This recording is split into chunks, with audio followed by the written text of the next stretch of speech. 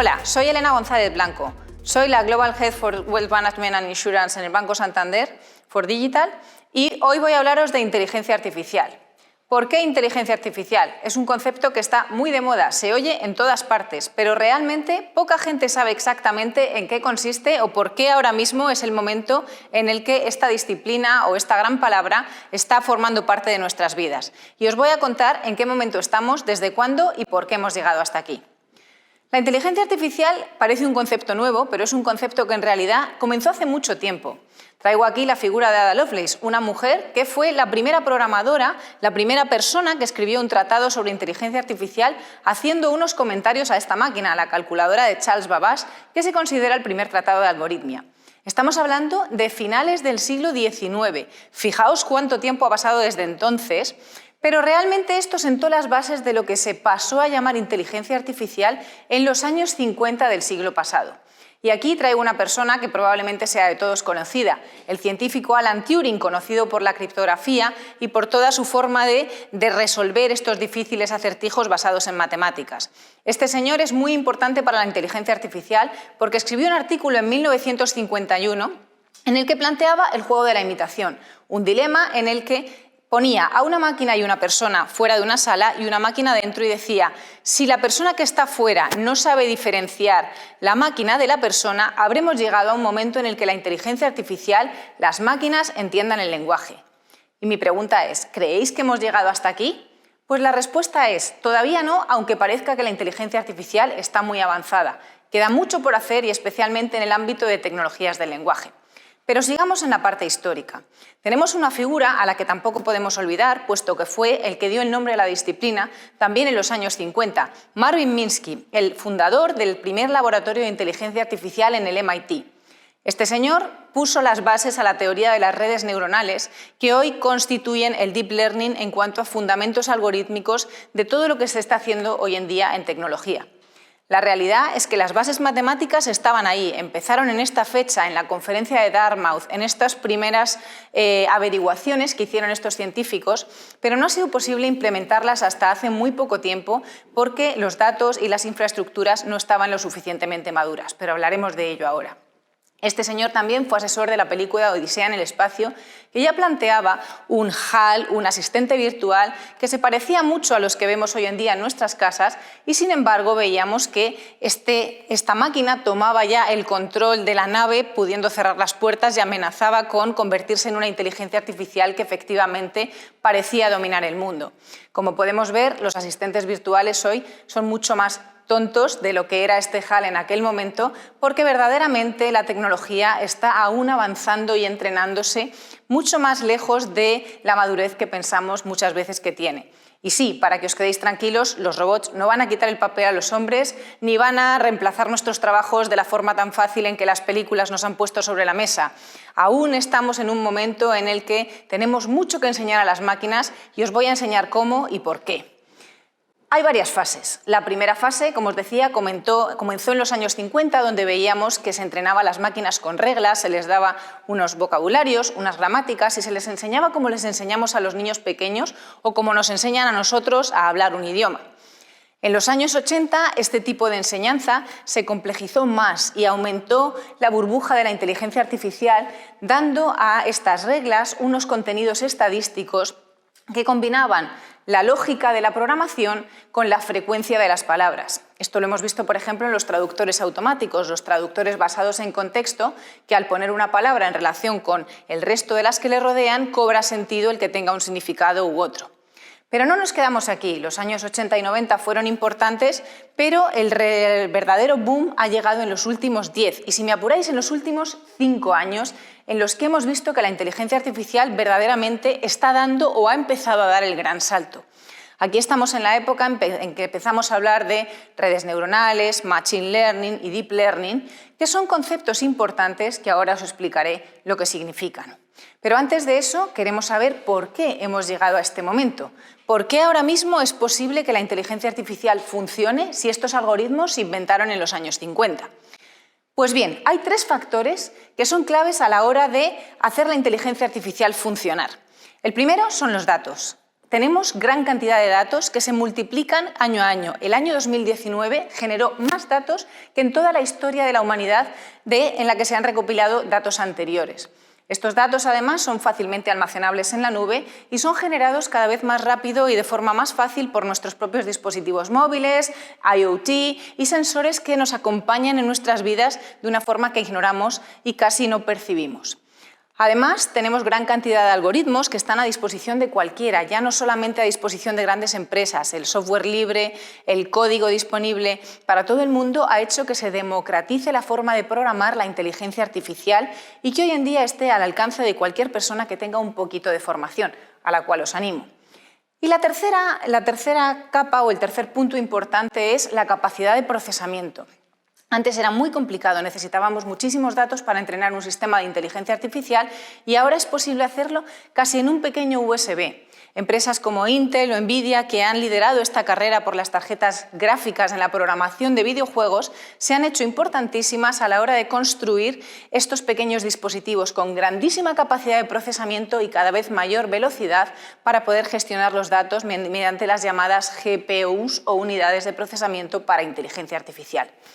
Estos tres factores, datos, algoritmos y procesamiento, han hecho que la inteligencia artificial hoy sea posible y sea una realidad.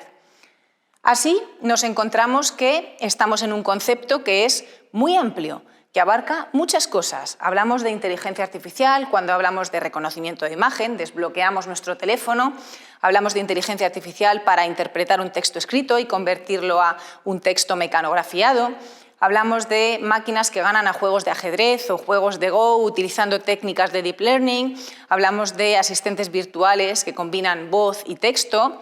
Y hablamos también de coches que conducen solos y que cada vez se hacen más en el día a día de nuestra realidad. ¿Pero qué es la inteligencia artificial? ¿De qué estamos hablando realmente cuando nos referimos a la tecnología?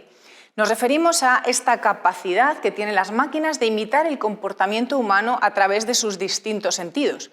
Pero esto, cuando intentamos traducirlo a cómo hace un ordenador, tenemos que aterrizar en distintas tecnologías, que son diferentes además por el tipo de datos que están en la base subyacente de lo que tenemos aquí detrás. Tenemos tecnologías de visión que utilizan los píxeles, utilizan la imagen como fuente de datos para procesar y para construir todos estos algoritmos. Tenemos tecnologías de voz y de texto que no son iguales porque las tecnologías de voz lo que están procesando son las ondas sonoras mientras estamos hablando, mientras que las tecnologías de texto que se denominan procesamiento del lenguaje natural o tecnologías del lenguaje, utilizan los algoritmos del texto, las combinaciones de ceros y unos que al final el ordenador entiende para poder construir esas gramáticas. De ahí que sea tan difícil entrenar a un asistente virtual con el cual hablo porque esa voz la tiene que convertir en texto y ese texto se procesa posteriormente. Todo esto se combina con unas capacidades de aprendizaje. La máquina tiene que aprender y además ese aprendizaje se hace de forma supervisada y no supervisada. Enseño a la máquina, le doy un input, la máquina aprende. Entreno, le doy una regla, la máquina aprende. Y así hemos ido construyendo las distintas capas de la inteligencia artificial hasta llegar a la capa más pura, a la capa que ahora mismo está eclosionando, que es la red neuronal o los algoritmos de Deep Learning.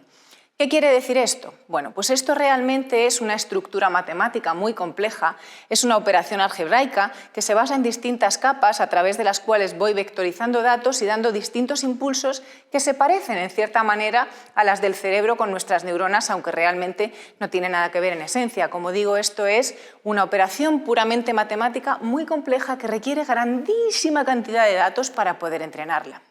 Así funcionan y gracias a los tres factores que he comenzado antes se han hecho posibles hoy día.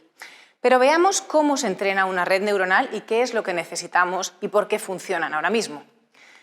Si miremos la imagen, preguntaríamos qué es esto y esto es un gatito. Si utilizamos un concepto clásico de aproximación a las teorías de la inteligencia artificial, diríamos que es un gatito porque tiene orejas, ojos y nariz, y bigotes. Y si le damos a la máquina otro gatito, pues diríamos que este gatito es menos gatito porque no tiene orejas. Realmente la máquina aquí empezaría a fallar porque una de las reglas que le he dado no está presente en esta imagen. Y cuando ya empiezo a complejizar los gatitos, pues verdaderamente vemos que en el mundo real los datos no son perfectos, no están estructurados en la mayoría de los casos y la realidad pues es bastante más compleja de interpretar de lo que nosotros quisiéramos. Y cuando ya pasamos a gatos de ficción, la cosa se complica cada vez más.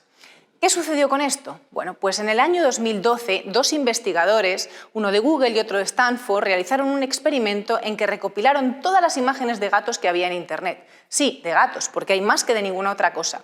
Y el resultado fue que, sin darle a la máquina ningún tipo de input ni de regla, fueron capaces de encontrar el resultado de máquina generando gatos y diferenciándolo de otras imágenes.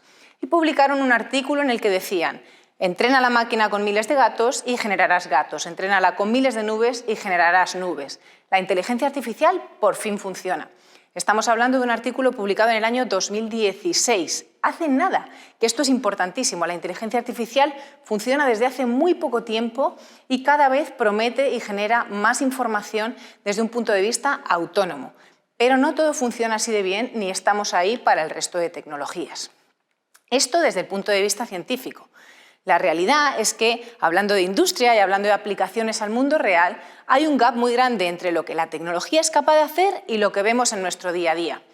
Conocemos estos sistemas porque se han hecho muy populares a través de los chatbots, de los asistentes virtuales, los Alexas, los Googles que tenemos en casa, y sabemos que hay aplicaciones que verdaderamente funcionan muy bien y son exitosas, como el reconocimiento de imágenes médicas a través de la salud, radiografías y datos que tenemos en gran cantidad de volumen y que son muy similares y muy procesables. Esto ha sido un caso de éxito y habrá muchos más en los próximos años. Pero tenemos todavía una serie de retos si miramos el mapa de calor de cuáles son las disciplinas en que la inteligencia artificial funciona mejor y peor. Salud se posiciona como uno de los mejor posicionados, pero deportes, agricultura, incluso temas de comunicación están al final de la cola y tenemos mucho que hacer en este sentido para que esta tecnología tan estupenda pueda dar resultados aplicados a los datos reales y entrenados con los datos reales de las propias disciplinas. Y además tenemos una serie de retos. Hay un reto enorme que es una carrera a nivel mundial, que es la inversión en inteligencia artificial. ¿Cuántos recursos, cuántos datos, cuánto entrenamiento se hace y en qué lugares? La carrera se está llevando entre Estados Unidos y Asia, habiendo Asia superado la inversión sobre inteligencia artificial desde el año 2017. Pero además, si tenemos en cuenta que muchos de los datos sí que están ligados localmente, nos encontramos que en nuestra lengua tenemos un reto impresionante que es el segundo idioma más hablado del mundo, con más de 500 millones de hablantes y con una inteligencia artificial que todavía no funciona cuando hablamos en español y más cuando hablamos en español de América con distintas variedades. Y aquí un punto importante que creo que merece la pena retomar para potenciar la inteligencia artificial en nuestro idioma. Además, sabemos que los datos son fundamentales, son la gasolina, tienen que tener calidad, seguir unos estándares, estar seguros y no estar aislados. Tenemos formación, necesitamos un cambio cultural para que todas estas personas que gestionan las grandes empresas aprendan bien en qué consisten estas cosas y esto a veces no es tan sencillo porque requiere estar al día todo el tiempo y por eso estoy yo aquí hoy. Y además tenemos que estar conectados, ver cómo avanza el mundo y cómo avanza de forma cada vez más rápida. Esta es la cuarta revolución industrial, sí, pero es la más rápida de todas, no olvidéis esto. Y además tenemos la regulación, que también va intentando correr detrás de la tecnología, pero que es diferente en los distintos países y que a veces es más un óbice que un facilitador cuando intentamos hacer grandes desarrollos. Todos estos retos tienen que ir de la mano a esta transformación digital y tienen que suponer un avance para la inteligencia artificial en todas sus áreas. Como os decía antes, estamos viendo solamente la punta del iceberg, pero todo lo demás está por venir. La tecnología está cada vez más madura y ahora es el momento de implementarla. El reto está en la industria, está en todo lo que podemos hacer en nuestras disciplinas y no olvidéis, en el uso de estos datos para entrenar estos algoritmos potentes y poder tener unos resultados que cambien de verdad toda nuestra forma de ver la industria y toda nuestra forma de ver el negocio. Y esto no lo hacen solamente los data science, los programadores o los tecnólogos. Esto lo tenemos que hacer todos desde el punto de vista de nuestro conocimiento de la industria y de las áreas específicas. Porque, como decía Marvin Minsky, el fundador del primer laboratorio de inteligencia artificial del MIT, los robots heredarán la Tierra, sí, pero nosotros seremos sus padres. No lo olvidéis, el secreto está en la industria. Muchas gracias.